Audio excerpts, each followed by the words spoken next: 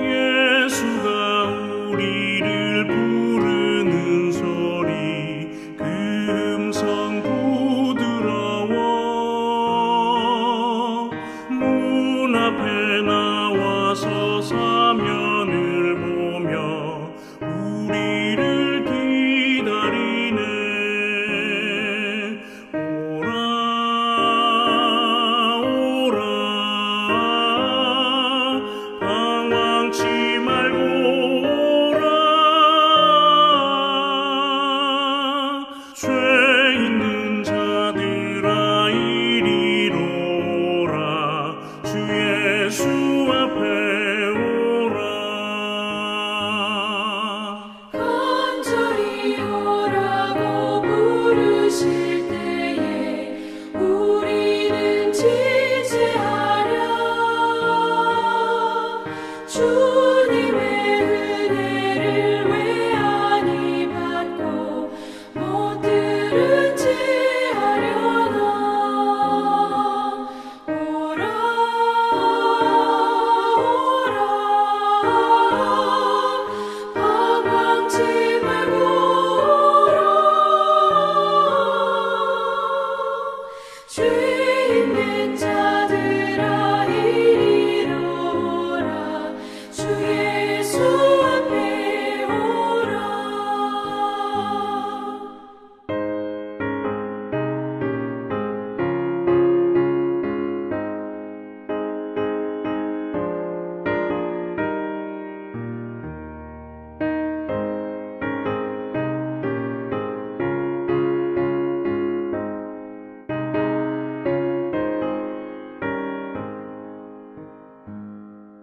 세월이 살같이 빠르게 지나 쾌락이 끝이 나고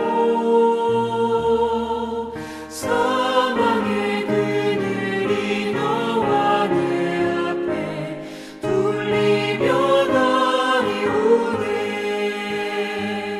오라 오라 방황치 말고 오라. 죄 있는 자들아 이리로 오라. 주 예수 앞에 오라. 우리를 위하여 예비해 두신 영원한 집이 있어.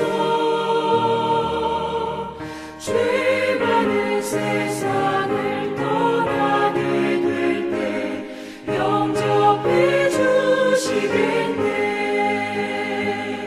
오라 오라 방황치 말고 오라. 죄 있는 자들아 이리로 오라. 주 예수 앞에 오라. 마가복음 11장 12절로 14절까지 말씀 함께 읽도록 합니다. 이튿날 그들이 베다니에서 나왔을 때 예수께서 시장하신지라 멀리서 잎사귀가 있는 한 무화과 나무를 보시고 혹 그 나무에 무엇이 있을까 하여 가셨더니 가서 보신즉 잎사귀 외에 아무것도 없더라. 이는 무화과의 때가 아님이라. 예수께서 나무에게 말씀하여 이르시되 이제부터 영원토록 사람이 내게서 열매를 따먹지 못하리라 하시니 제자들이 이를 듣더라. 아멘. 무화과 나무에게 이르시되 라는 제목으로 아침 묵상 함께 말씀 나누도록 하겠습니다. 예수님은 베다니에서 예루살렘으로 돌아오시는데 배가 고프셨다, 시장하셨다라고 말씀하십니다. 그 말씀이 바로 본문 12절입니다. 이튿날 그들의 베다니에서 나왔을 때 예수께서 시장하신지라. 네, 예수님은 완전한 인간이십니다. 그분은 완전한 하나님, 완전한 인간이셨음을 우리들에게 보여주는 것이죠. 그런데 길가에 무화과 나무가 있는 것을 주님이 보셨습니다. 신명기 23장 24절로 25절에 보면 배고픈 사람은 이웃의 포도원에 들어가서 포도를 먹을 수 있고 곡식 밭에 가서 이삭을 잘라 먹을 수 있습니다. 한마디로 시장길을 면할 수 있는 것을 허락받았다라는 것입니다. 하지만 그릇에 담거나 아니면 장비를 사용하는 것, 그것을 수확으로 보았기 때문에 그것은 거절됩니다. 결국은 손으로 자신의 급한 시장길을 면할 수 있도록 행하는 것을 주님은 허락받았다라는 것입니다. 특별히 무화과 나무는요, 그들에게 가난한 자의 양식이라는 말로 표현될 정도로 길에 있는 무화과 나무를 따먹을 수 있다는 것입니다. 그런데 이 무화과 나무는요, 그들에게 1년에 2차례, 많이 열리면 3차례가 열리는데, 이게 무화과 나무가 열매가 있다라는 것을 어떻게 알 수 있냐면, 무화과 나무가 열매를 열릴 때는 잎이 무성해지고 꽃이 피기 때문이라는 것입니다. 그래서 2번 열릴 때는 3월과 그리고 9월에 열립니다. 6월과 9월에 열립니다. 그리고 3번 열릴 때는 6월과 8월과 12월에 3번 열리는 것입니다. 주님이 무화과 나무를 보셨습니다. 13절에 멀리서 잎사귀가 있는 한 무화과 나무를 보시고 혹 그 나무에 무엇이 있을까 하여 가셨더니 가서 보신즉 잎사귀 외에 아무것도 없더라. 이는 무화과의 때가 아님이라 라고 말씀하고 있습니다.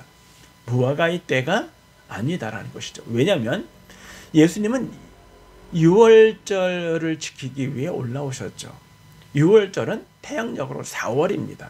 그러니까 4월은 무화과 나무가 열릴 시기가 아니었다라는 것입니다. 주님도 이는 무화과 나무의 때가 아니기 때문에 열매가 없다라는 것을 주님이 아셨습니다. 유대에서 자라신 예수님이 지금 무화과 열매가 있을 때가 아니라는 것을 주님이 모르실 리 없다라는 것입니다. 주님은 아셨어요. 그럼에도 불구하고 이 무화과 나무가 열매를 맺지 못할 것이다라고 저주한 이유가 무엇인가라는 것입니다. 따라서 이것은 주님이 무엇인가를 우리에게 실물 비유를 통하여 설명하기 위한 한 방편으로 무화과 나무에 대한 이야기를 우리들에게 하고 있는 것입니다. 자, 무화과 나무의 열매를 맺을 시기가 아닌데 그 무화과 나무에게 이르십니다. 그리고 이제부터 영원토록 내게서 사람들이 열매를 따지 못할 것이야. 너는 열매를 맺지 못할 것이다. 라고 저주하셨다라는 것입니다.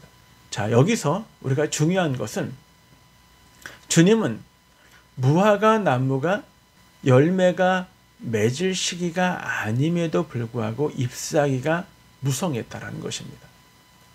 다르게 얘기하면 이 잎사귀가 무성하면 그때를 통하여 사람들이 열매를 맺히는구나 라는 것을 생각할 터인데, 이는 열매를 맺힐 시기가 아님에도 불구하고 이 무화과 나무는 잎사귀가 무성했다라는 것입니다. 그래서 사람들로 하여금 혹시 열매가 있나 해서 와서 보게 만든 것, 그것이 바로 이 무화과 나무의 문제라는 것입니다. 이 무화과 나무가 열매를 맺을 시기냐 아니냐의 문제를 오늘 성경은 이야기하고 있는 것이 아니라 잎만 무성하고 열매가 없다는 상황을 우리들에게 설명해 주고 계신 것입니다. 그래서 우리는 한 가지를 생각해 보기를 원합니다. 바로 외식적인 사람들에 대하여 말씀하신 것입니다.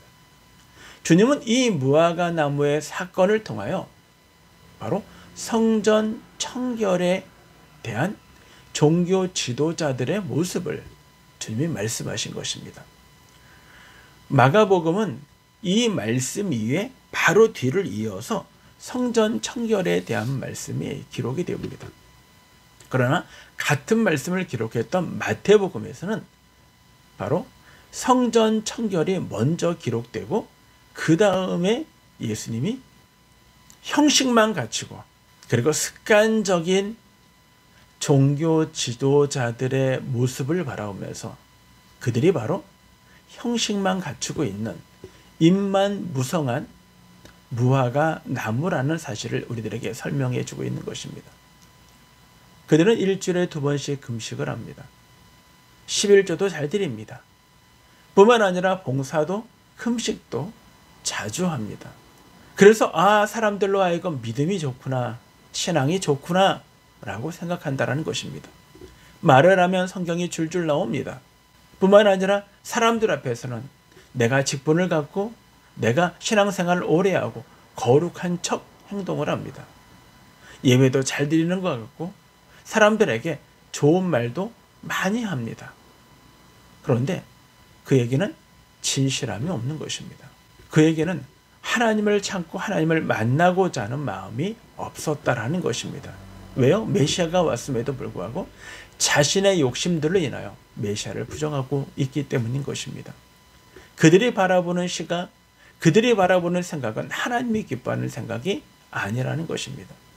사람들로 하여금 신앙이 좋은 것처럼 보이게는 하고 있지만 실질적으로 열매가 없는 자의 모습, 바로 외식적인 자들의 모습이라고 주님은 고발하고 계신 것입니다. 진정한 예배가 무엇일까요? 진정한 신앙이 뭘까요? 그것은 자신의 생각보다 하나님의 생각이 우선이 되어지는 것이고 말씀 앞에 예배에 대하여 간절함이 있는 것이요. 그리고 예배자의 모습으로 하나님 앞에 진실함과 정직함으로 나아가는 것, 그것이 바로 참다운 예배가 되는 것입니다. 만약에 우리가 우리의 형식이나 사람에게 보이기 위하여 외식적인 행동을 한다면 하나님은 우리들에게 이렇게 얘기할 것입니다. 이제부터 영원토록 내게서 열매를 맺지 못하리라 라는 것입니다.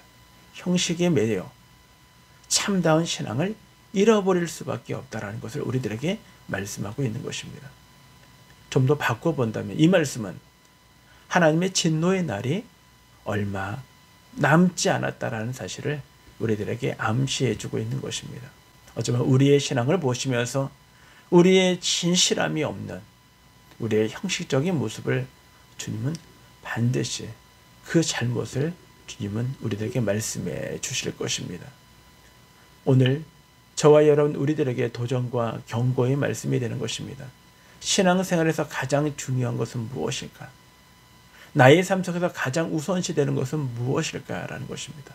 하나님 앞에서 보이기 위한 형식이나 습관이나 사람들이 나를 어떻게 볼까라는 것보다 진짜 하나님 앞에 진실함으로 정직함으로 우리의 삶을 살아가시며 우리의 성전, 우리의 교회, 하나님의 나라, 우리의 마음을 청결함으로 깨끗함으로 다시 세워나가시는 저와 여러분 거룩한 성도들 우리 신광교회 모두가 되기를 주님의 이름으로 축원합니다.